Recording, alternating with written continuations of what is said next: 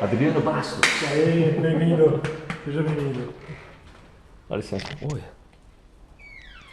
Isso aí. Cão galgo em inglês? São Whippets, Whippets? os meus magrelos de corrida. Eles correm com você? Não, nunca levei pra correr. Até porque eles não aguentam. É mais explosão. É mais velocidade esses bichinhos aí. Não tem resistência pra correr 40 km não. Adriano, como é que você começou a correr? Conta a sua história aí. Na verdade, tudo começou com o incentivo dos meus irmãos, né? Era aquele molequinho pentelho, tipo 10, 11 anos de idade. Os meus dois irmãos já corriam, participavam das provas de ruas em geral, 10 quilômetros, meia maratona, maratonas. Sempre foram corredores amadores, né? Nunca chegaram a correr alto nível, nada. Corriam porque gostavam. E a maioria das corridas que acontecia aqui em São Paulo, eles me levavam junto ali para assistir.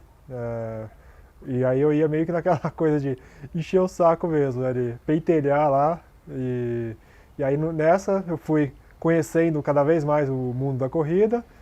E numa das provas que eles participaram, que é a famosa Corrida do Lopes, que muita gente conhece, eu nem sei se essa prova existe ainda. E chegando no local, descobrimos que haveria uma corrida de 3 km para a criançada.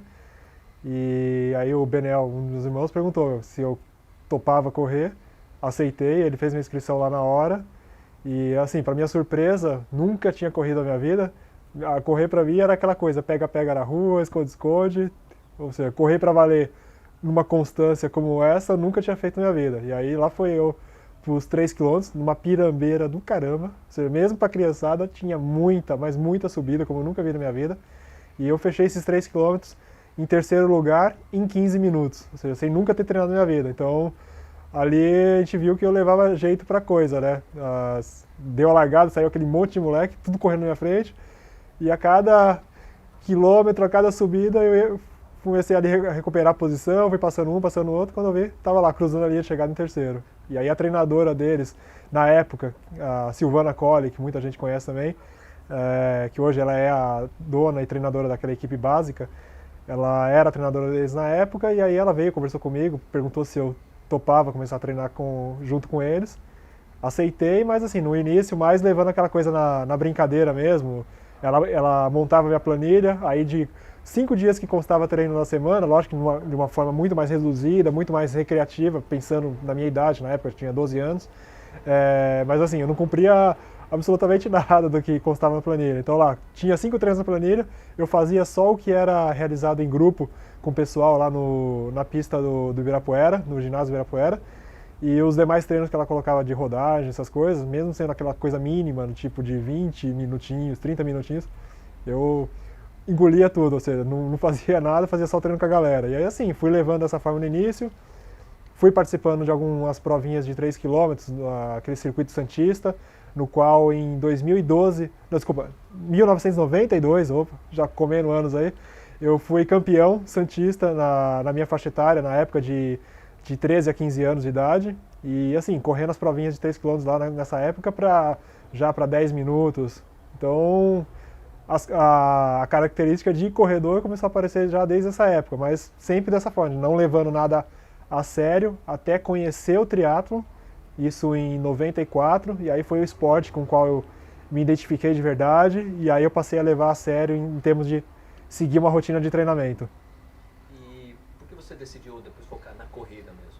Então, a questão da mudança fui pro triatlon, fiquei 8 anos no triatlon, e aí voltar pro mundo da corrida, isso aconteceu em 2000, foi meio que por incentivo de pessoas de fora, e assim, a forma como minha corrida se destacava em relação às outras demais modalidades. Então assim, eu era um atleta que tinha uma natação razoável, um pedal muito bom e uma corrida excelente. Então a minha corrida para o padrão de um triatleta, ela era completamente fora do normal. Tanto que eu entrava em provas de corrida de rua e chegava entre os 10 primeiros colocados, isso sendo triatleta, entendeu? Eu tinha 2:27 na maratona, sendo triatleta. Então, pegando esses tempos como referência, algumas pessoas de fora, pegando como exemplo o próprio João Paulo Diniz, que treinava junto comigo triatlo, a gente nadava junto lá no Projeto Aqua, pedalava junto. Meu, e ele ficava direto no meu ouvido, larga essa porcaria de triatlo, vai pra corrida que você tem muito mais futuro. E aí, em novembro de 99, quando aconteceu a primeira edição do meio Ironman de Pirassununga, eu fui o segundo colocado geral na prova, fechei a prova em 4 horas, 4 minutos e 4 segundos. E aí o detalhe, eu corri a meia maratona, depois de nadar os 1.900 e depois de pedalar os 90 km, eu corri para 1,9 a meia maratona. Então assim, foi uma coisa completamente anormal. Ou seja, hoje você vê muito corredor aí, até eu às vezes, peno para correr para 1,8, 1,9, treinando só corrida. E naquela época eu metia 1,9, 1,10 numa meia maratona depois de pedalar um volume desse. E aí foi quando a gente viu que era a hora mesmo de largar o triatlon, ir para a corrida. E foi até uma oportunidade assim que ele me mostrou de a chance de eu poder pagar minha faculdade, ou seja, ter um patrocinador que ia me bancar financeiramente. Com isso eu ter a oportunidade de pagar minha faculdade, me formar em educação física, que era outro grande sonho meu. E aí as coisas foram se desenrolando. Então, janeiro de 2000 eu fechei o contrato com o Pão de Açúcar e a partir daí a corrida entrou de vez na minha rotina, larguei a natação, larguei o pedal de uma vez e aí fiquei nesse foco aí só corrida por vários anos. E essa coisa de competir todos os finais de semana, por que você faz isso? Na verdade isso aí acabou acontecendo naturalmente, né? Muita gente critica isso, acha que não é correto, não é adequado, principalmente quando se pensa em alta performance. Já ouvi de muita gente falar, você podia alcançar resultados muito melhores se você não se desgastasse tanto com tantas provas todo final de semana. Ou falar que essas provas não têm importância nenhuma, que eu poderia focar em provas muito maiores e ter um resultado muito melhor nelas. Só que assim, a minha carreira ela começou a se desenvolver de uma forma em termos de aparições. Então aquela coisa, o fato de estar frequentemente nessas provas de todo final de semana, então a te dar exemplos aí, Circuito das Estações, Track and Field, as provas da Corpore e N outras provas que acontecem aqui em São Paulo, eu fui encaixando elas na minha rotina. Primeiro por gostar de competir mesmo, eu sou aquele atleta que, ficar longe de prova pra mim é terrível. É meio que tá no sangue aquela adrenalina, aquela vontade de estar competindo. E eu não consigo ficar muito tempo sem competir, entrar nesses focos de vou tentar marca X para me classificar para o Mundial e por aí vai, e abdicar de um monte de prova no qual eu poderia estar ali aparecendo frequentemente. Então acabou que eu fui levando dessa forma, fui participando de provas todo final de semana, fui pegando pódio na maioria delas, automaticamente os patrocinadores começaram a aparecer em função disso, dessa visibilidade que eu passei a gerar, né? E aí automaticamente, junto com o patrocinador, a visibilidade que eu passei a gerar para eles, a galera me conhecendo cada vez mais, então aquela coisa do público cada vez mais sabendo quem é o Adriano Bastos, aquela coisa de as pessoas acompanhando, incentivando. Então assim, as coisas foram se juntando de uma forma que eu falei, esse é o caminho, para que eu vou me matar de entrar numa prova que tipo, meia maratona internacional do Rio, onde estão os melhores atletas do Brasil e internacionais, eu vou ser só mais um lá no meio, chegando em 20º alguma coisa, 30º alguma coisa, sendo que no mesmo dia eu posso vencer uma track and field da vida e gerar visibilidade para os meus patrocinadores diante do público certo, que é o consumidor deles. Então foi meio que pensando dessa forma que eu fui levando. Então existe aí uma estratégia de marketing, com certeza, isso é óbvio, né, já que eu já ganho dos meus patrocinadores para correr e eu não preciso ficar correndo atrás de premiação, então vamos fazer o trabalho certo de gerar essa visibilidade para eles. Então foi assim que as coisas foram acontecendo. No começo, lógico que eu não tinha essa visão, mas a partir do momento que eu vi que essa visibilidade começou a acontecer de uma forma espontânea, eu falei, tá aí o gancho para manter os meus patrocinadores por anos e anos, e é o que vem acontecendo. Aí a gente pega como exemplo aí, Oakley está comigo desde 97, Pão de Açúcar desde 2000, fiquei aí 7 anos como atleta New Balance, já estou com a ASICS já há 4 anos, então você vê que com quem eu me encaixo a coisa se desenvolve e vai junto ali por muitos anos, porque com certeza eles gostam dessa imagem que eu acabo gerando diante do público e até essa minha proximidade, acessibilidade que eu tenho com o corredor amador, aquela coisa de interagir na minha página no Facebook, interagir no Instagram, estar presente e ser visto semanalmente e aos sábados lá na USP treinando no meio deles. Então assim, pega Marilson e outros exemplos de atletas que são os tops aqui no Brasil, mas que assim, passam mais da metade do ano sumidos. Tipo, você não sabe onde o cara está treinando, o que está fazendo, entra em uma prova ou outra. Então assim, mesmo o cara sendo ídolo da grande maioria, ele passa desapercebido diante de quem está ali querendo acompanhar, saber, e eu consigo fazer isso se tornar muito mais próximo para quem me acompanha, né? De estar até no mesmo ambiente que eles, treinando junto, passando por eles, dando aquele incentivo para a galera ali. Então é legal, e ao mesmo tempo receber o incentivo deles. E como é que entrou essa coisa da Disney? Então, Disney foi outra oportunidade gerada pelo Pão de Açúcar, ou seja, da mesma forma que o Pão de Açúcar me trouxe para o atletismo, a maratona da Disney acabou surgindo na minha vida graças a eles também. Ou seja, eu já vinha namorando essa maratona já há bastante tempo, ou seja, já namorava essa prova desde 98, quando o Santiago, que era um corredor aí das antigas, venceu ela pela primeira vez. Então assim, nessa época já tinham corredores brasileiros que iam para lá e venciam a prova, então o Santiago foi bicampeão da prova. Depois teve o José Carlos, que ganhou também uma edição. E assim, eram caras que corriam de igual para mim. Na época que eu era triatleta, quando eu entrava em provas de corrida de rua, eu corria num nível ali muito próximo a eles, ou às vezes de igual. E aí eu comecei a ter essa visão de falar, meu, se esses caras estão indo para lá e ganhando essa prova, putz, eu também tenho chance, né, de ir para lá e conseguir vencer aí a minha primeira maratona, seja, que até então eu nunca tinha vencido maratona, mesmo aqui no Brasil, ou muito menos internacional, né. Então eu comecei já a traçar isso aí como um sonho, só que por vários motivos as coisas não aconteceram, e aí os anos foram passando, até que em 2003 o Pão de Açúcar levou um grupo de 100 funcionários para correr a maratona da Disney, eu sendo atleta patrocinado por eles, fui levado junto, que isso era um prêmio concedido aos funcionários todo ano, por metas alcançadas e tudo mais. Eles sempre levavam uma galera para correr alguma maratona internacional. Então 2000 foi a maratona de Nova York, 2001 foi Paris, 2002 seria a maratona de Chicago, mas foi quando aconteceram lá os atentados e tudo mais, aí não rolou. E aí em 2003 surgiu a oportunidade de ir para a Disney, e aí de cara já estreiei com vitória. E aí assim, a repercussão aqui no Brasil foi gigantesca, em termos de visibilidade, aparecer na internet, aparecer em jornais, o Caderno Lance mesmo, que é totalmente focado em futebol, saiu uma foto de página dupla da minha chegada. Então, puta, pra mim aquilo ali foi algo incrível. Eu cheguei na faculdade no mês seguinte, quando as aulas retomaram, eu já estava no 4º ano de Educação Física, meu, a galera me cumprimentando, me dando os parabéns, todo mundo viu essa matéria no Lance, né? Então, assim, gerou uma repercussão legal, e aí a partir daí eu vi isso como um gancho de uma prova que poderia me promover ainda mais, né? Ou seja, de alavancar ainda mais minha carreira. E a partir daí eu quis dar continuidade a isso. Tive um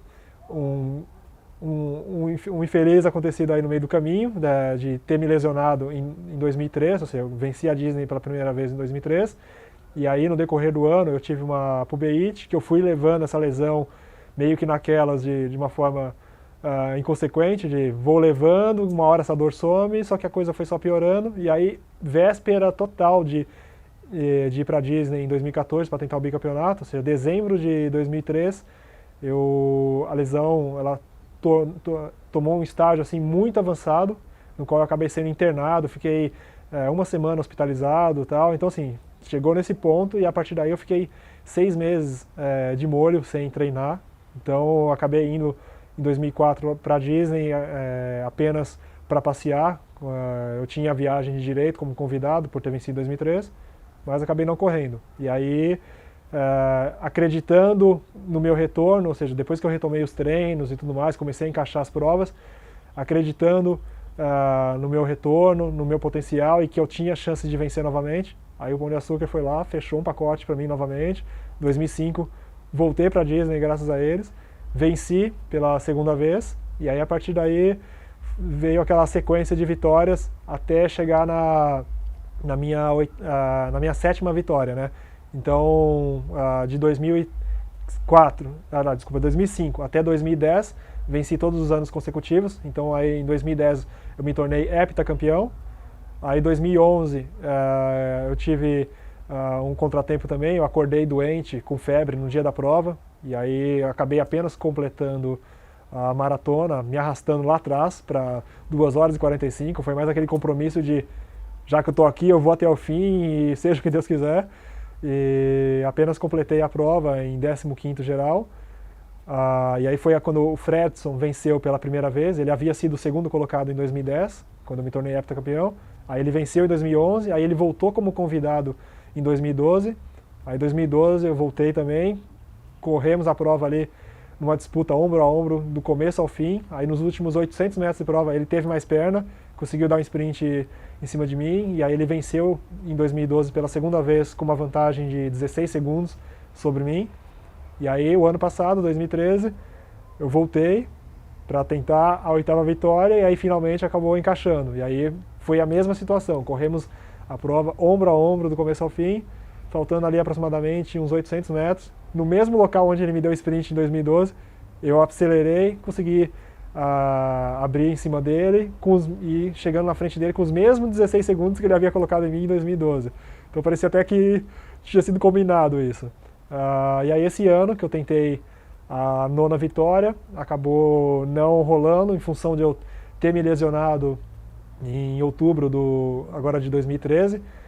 Eu corri a maratona de Santa Catarina em setembro, né, de 2013, e aí voltando da maratona de Santa Catarina, começando a encaixar treino, eu tive uma lesão, que é aquela famosa síndrome da banda iliotibial, que é uma inflamação no tendão lateral do joelho, e isso também pegou num grau muito intenso. Eu fiquei quase 1 mês e meio parado, sem treinar, treinando assim, daquela forma mínima dentro do possível, de quando a dor não incomodava muito, trotar uns 30 minutinhos, 40 minutinhos, e assim foi levando até metade de novembro, né? E aí eu consegui encaixar os treinos para a Disney agora de 2014, a partir da metade de novembro. Então eu treinei apenas 1 mês e meio para a prova, então o fato de ter ido para lá esse ano e conseguido ser o segundo colocado com 2:22, putz, para mim superou completamente as minhas expectativas, foi muito além do que eu imaginei que eu pudesse fazer, porque em novembro eu já estava dando como certo que eu não ia conseguir nem correr a maratona, eu achava que eu não ia conseguir me recuperar a tempo da lesão, que eu não ia conseguir nem correr a prova. Então imagina, chegar lá, correr e ainda beliscar um pódio, então foi mais do que estar no lucro. Então agora é pensar para frente e 2015 volto para lá para tentar novamente a 9ª vitória e assim vai. Vai ter sempre essa briga aí, eu e o Fredson, uma hora vai ser um, uma hora vai ser outro. Espero que os próximos seja eu para chegar logo na minha 10ª vitória. E aí depois eu deixo ele tranquilo para vencer quantas ele quiser. Para mim a meta é chegar na 10ª vitória. Mas enquanto isso a gente vai ralando em função dessa prova. Então a Disney simplesmente aconteceu na minha vida dessa forma e essa foi a trajetória dela até o momento. E assessoria? Quando você começou? A assessoria ela começou em 2007. Na verdade, a questão de eu ter me formado em educação física foi já pensando nisso, então já tendo aquele pensamento de que as pernas não vão render para sempre, então eu não vou viver o resto da vida como atleta de elite. Então isso eu acho que foi um diferencial também, que a maioria dos atletas não pensam nisso. O cara vive ali o momento de aproveitar, tirar o melhor proveito do corpo dele, de repente chega uma hora que a carreira acaba e o cara fala, e aí, o que eu vou fazer da vida?